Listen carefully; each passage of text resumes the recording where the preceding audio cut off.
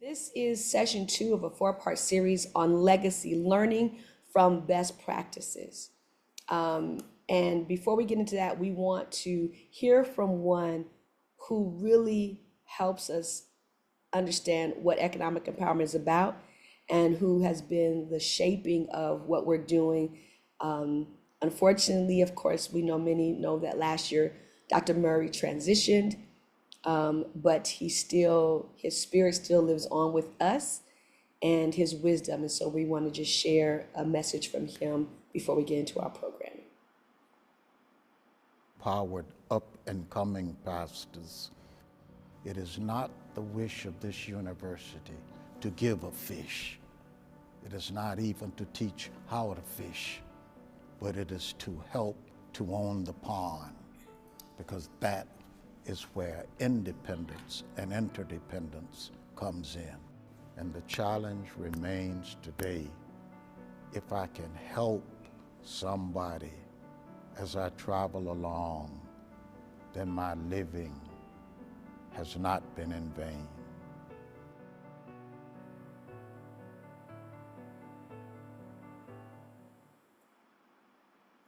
Wonderful. It's always a pleasure to bring Dr. Murray's energy into any of our programming that we do.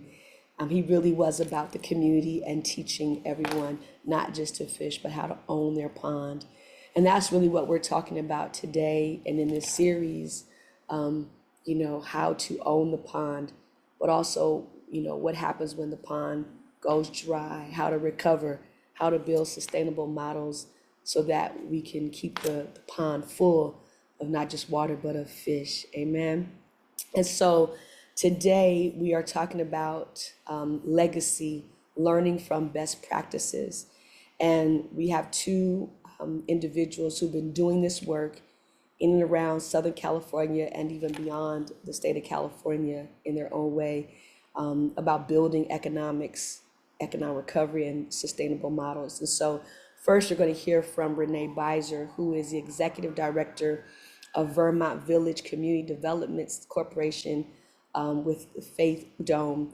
Ms. Bizer's expertise is in banking and economic development, and has allowed her to lead initiatives that make a significant impact in our communities. Pastor Everett Bell is the founder and executive director of Impact Southern California's CDC. Pastor Bell's expertise in economic development and championing causes for underserved communities continues to make a positive impact in the communities he has served across Southern California.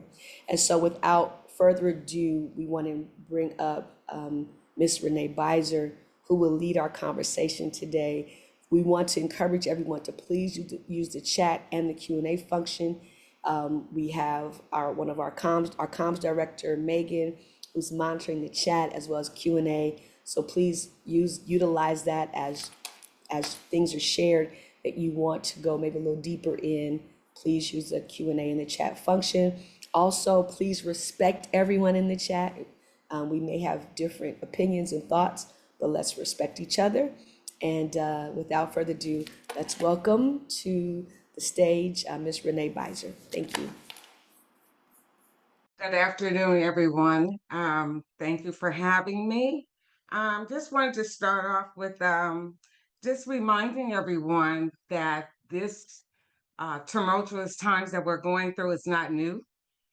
If we go back to our word and we look in Deuteronomy and Leviticus and see how the Israelites were in a rebellious phase, and they had rebellions and victories, but they were always reminded to obey the laws of God, that we would enter into the promised land. So there are several things that I live by over the last 40 years of having been on banking, and that is faith, wisdom, and economics. And how do we tie that together? When you look at faith, we not only teach the word, but we must learn to walk the word. Now it is time to not talk about what we see, but to call those things which be not as though they are. And so when we talk to our congregations and our congregants and our communities, we must speak the word and believe what God is saying for us to do. Walking in wisdom, as far as a church is concerned, we must identify what our strengths and weaknesses are. There is the spiritual side, and then there's the business side of church.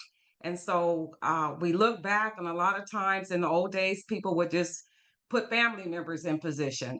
And sometimes that family member does not have the skill set to execute the business that needs to go forth. So I'm just going to ask each of you, if you're leaders in your congregations, make sure that you follow Ephesians or respect the gifts. When it talks about who are called, some are called to be teachers and apostles and preachers. And so while we must know what's going on within our organization, we may not be the best person to execute that particular job. So that's what we look at wisdom. We have Romans 12 and Ephesians 4 and 11, and we just continue on that path or whatever, is that we respect the gifts. But on top of that, there comes the economics. How do we survive during this economic downturn and have the resilience that we need to move forward? And so, one of the things I would encourage you is to look at how you can diversify your income stream. You know, it's not just tithes and offering. How do you earn income? How do you develop real estate? How do you open up a small store or something in your community? Um, Tithes and offerings encourage, now is the time to really encourage entrepreneurship. um, Everyone says that, well, they're taking government subsidies away. Well, we're not dependent on the government subsidies. We're reliant and dependent on each other to grab hands together and make this thing happen. The word says, how can two walk together, but that they agree. It's not just for marriage, it's for other relationships and things that we need to do as business. But I wanted to talk to you about a few best practices and give you an example of how that can happen. We did something called a place-based initiative, and I'm going to go back in history to like 2006 in the city of Compton. And a place-based initiative is where you look at your area and look at what the needs are. And so, and remember to collaborate with other people.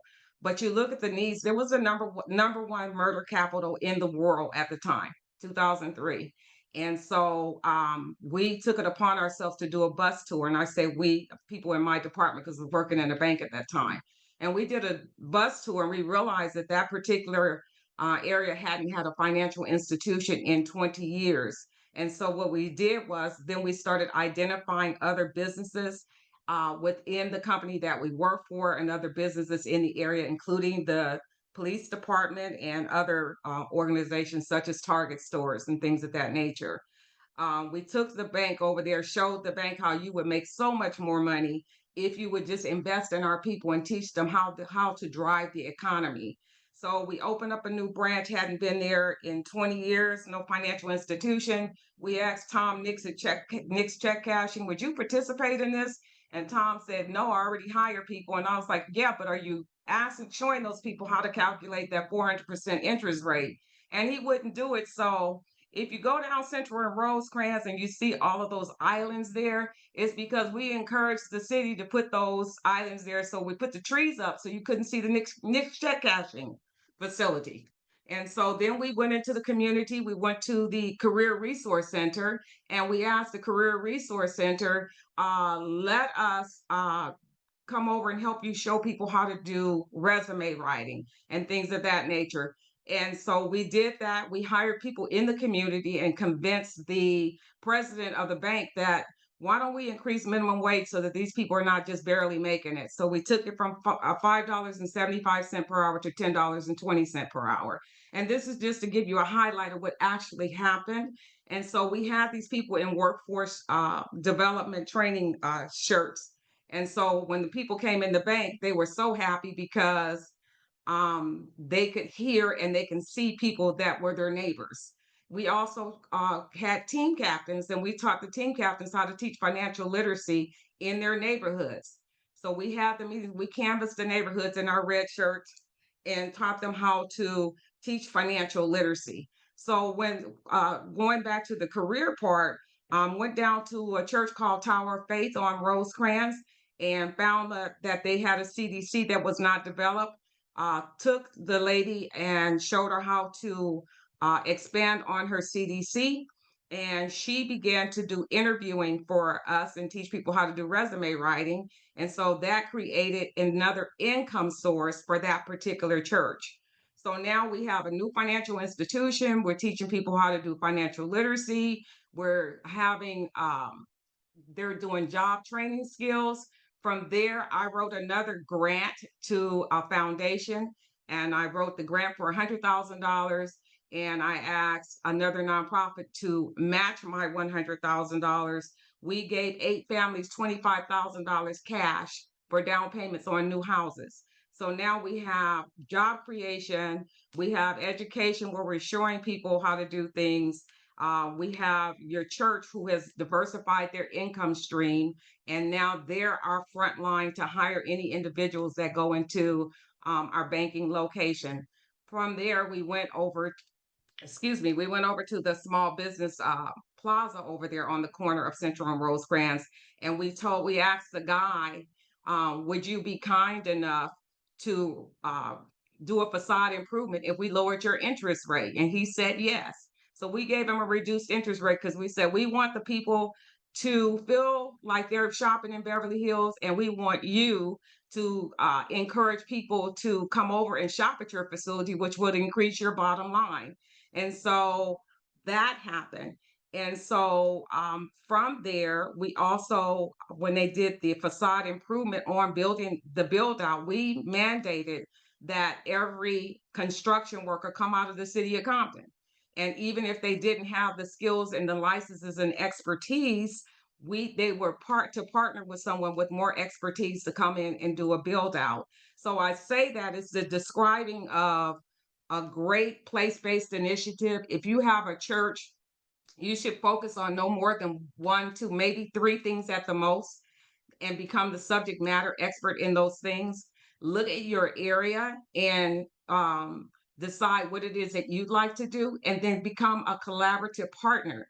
So if you're doing job creation or housing, you may go down the street and somebody else is doing food services or construction work.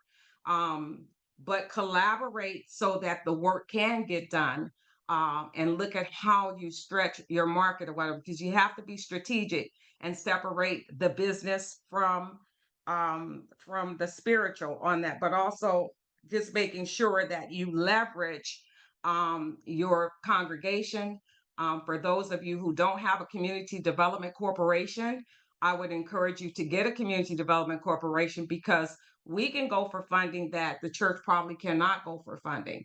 And if you partner with inside of your organization, then you can cause a growth to happen. And so a recent success is that I'm doing an AI boot camp here on the Crenshaw Christian Center campus.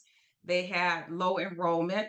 And so now we're doing AI boot camps for the students, and they'll be able to get summer jobs, and they'll be doing coding. Uh, they're going to coach the small businesses on the Vermont corridor for us. And so we're creating things, but also those students will get a paycheck. And so now we're diversifying income on how you move forward and create a best practice. A lot of times there's so many one-offs.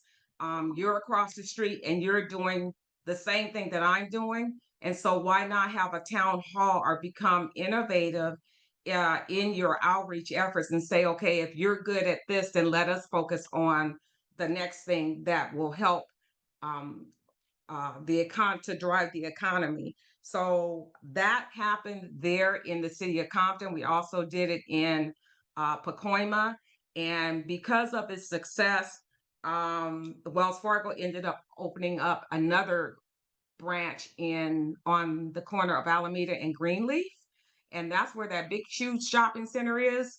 So we helped with a $28 million tax credit, and that's how Target came in there and Fridays, and we started calling the corporations and saying, you know what, we do business here, and we'd like for you to come into our communities because our tax dollars are being spent there. So you have to look at the opportunities that are sitting there before you now.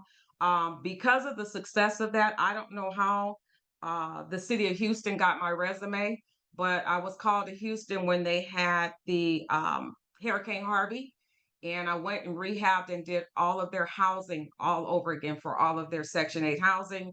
and I actually did all of their school district, knocking down four and a rebuild on four of those school districts. And it was just by bringing the community together and emphasizing working together on the things that were already sitting there, not relying on government subsidies or anything of that nature. What do we have within our own backyard that we can do to become successful and to drive economic development while we walk this walk out? My thing is now, I'm gonna write this book. It's called Faith, Wisdom, and Economics, because I cannot live in fear, because God does not give us a spirit of fear, power, love, and a sound mind. So I am determined to apply the word on what is happening with experience, and using my collaborative partners to get some things done. I met with Maxine Waters on yesterday, and we will be doing, they don't want to clean up the Vermont corridor, so we're going to go out and do it ourselves. And so I called all the community partners. And for those of you who don't know and you don't have community partners, then start your own. When the Vermont Knows Association started, I was the banker that was sneaking money over there for them to do it. So sometimes you have to be innovative to get the work done. The word tells us that, write it out that it should come to pass. And so make sure that you have a plan. Make sure that your congregants and the people in the community know what your vision is and what it is that you're doing, so that you can get buy-in to go forward, and be consistent in your outreach. And so these are real life things. And I will tell you that in the city of Compton, in a 5-year period, we secured just under 7,000 new jobs. New jobs. So we did uh, a hiring process, and we bought the drug um, facilities to do drug testing. We bought the resume writing all out on a parking lot one day. We had the companies there to do interviews, and these things actually happen, but you have to be strategic. Make sure you include your council people, someone from your fire department, any department that can help you. Bring those people to bear. Let them look at you in your face and tell them what it is that your department has to offer. You may think that the fire department can't do anything, but they can. And so, especially when you're doing cleanups, they have those big power washers that can help. Your utility companies, DWP, Southern California Edison, everyone should come and bring something to bear. These are things that we use every day. It's nothing to fear. It's just looking at what it is that it takes for you to move forward, so that you can drive a change within your congregation and within your community. So that's kind of all I have, is just to tell you to be faithful during this time, encourage your staff and your congregants to move forward, and that you're going to keep going regardless of what the news says. All we heard was bad news yesterday. Well, they're taking over the community financial bureaus. They're doing education. They're doing this and that. Well, let's take our lives back into our own hands. That project was so successful. It continues to be successful around the world. I hope that each of you would embrace doing a location based or a place based initiative to help your community. You can create jobs right there where you're at. So one of the things we did, a label for Stevie Wonder. He couldn't read the clothing label, and so we created a softly used clothing store, and had KGLH go out with their vans, and all of the people donated clothes. We found the cleaners that would clean all the clothes for $1. But we also took an opportunity to teach them coding and how to do customer service and how to color code the clothing when you go into the store.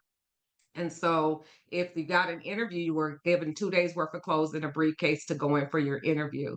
But if you received the job, you got 2 weeks worth of clothing, some money, and a new briefcase to keep. And so those are just a few things that have happened during this time, but you'd be surprised at the wealth that is sitting in your neighborhood. True story. We went out to Pacoima, and there was a lady selling tamales in a pot in a basket, and she had the tamales in 2 pots, and up under the second pot was $80,000 worth of cash. Go figure. And so with them talking about taking Social Security and things going on in the financial institutions, you're going to hear, see, and find situations like that. I'm Mm. just telling everyone, be prepared. Right. Let's be proactive. The formula works, and there are real results that are on the ground. I could take you into some stores where people have started businesses. This is the time to start your business and to be aggressive about it. When the stocks are going down, jump in if you know how to do stocks, because they're going to make them go back up, and just make your few dollars and jump out. So be encouraged.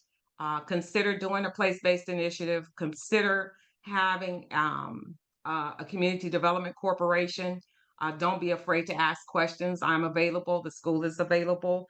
And make sure you collaborate. And if there's something you don't know, let's ask and get the people that can bring the expertise to the table for you.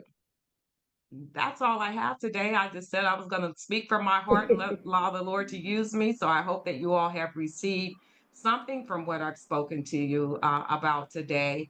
And I'm available. They will make my telephone number available to you if you need to call me or have a meeting. I welcome your questions and answers, and can show you how to get some of those resources. Thank Thank you you. so thank you so much, Renee. That was amazing. Just hearing you walk through all the things that you've been able to accomplish that have positively impacted the community, sustainable projects. I really appreciate you helping us to focus on the place-based initiative. Like that's so doable. And to your point about all the negative news that we're hearing and all the things that are being taken away, but you talked about the woman that had the $80,000 under the second pot. The park that my kids do sports at, there is we call it the candy lady because she got a truck full of candy, chips, of food, and she pushes that cart every night just about in front of the park from her house, and she pushes that cart and then she pushes it home with her and her kids. But I know I've sat there sometimes, just waiting for my kids to do practice. And she's creating a cycle of wealth for her and her children, and I try not to count other people's money, but I've sat there watching. And them chips add up.